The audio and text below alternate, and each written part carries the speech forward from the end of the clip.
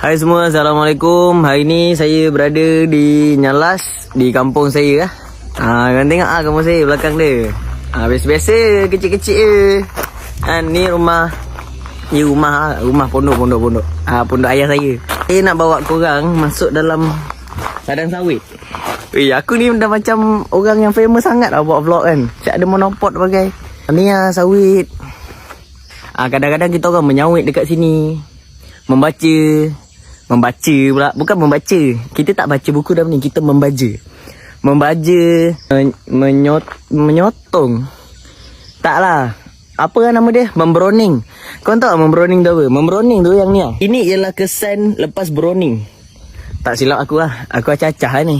Tak tahu betul ke tak kan. Inilah ladang sawit. Aku tak berani sangat ni nak masuk seorang. Kejap lagi apa-apa bunyi, macam-macam bunyi lah aku dengar. Itu ialah sekadar vlog hari ini. Aku dah tak ada benda lah. Aku dah bosan sebenarnya di hidup ni.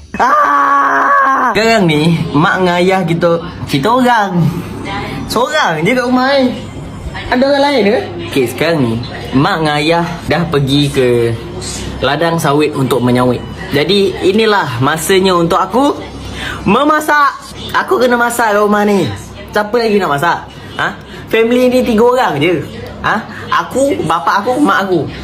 Dan kalau mak dengan bapak aku dah pergi kat ladang, siapa lagi nak masak? Akulah. Jom masak. Okay guys, hari ni kita nak masak.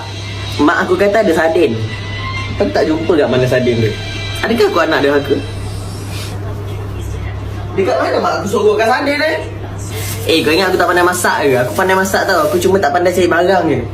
Dia ingat sardin aku boleh miss call agaknya kalau aku tak jumpa. Ini kalau kau tak nampak, memang aku tak masak sardin lagi. Kita dah ada sardin. Sardin bottom. So kita ada terung juga. Tahu tak ni tahu? Bendi. Kita ada lady finger.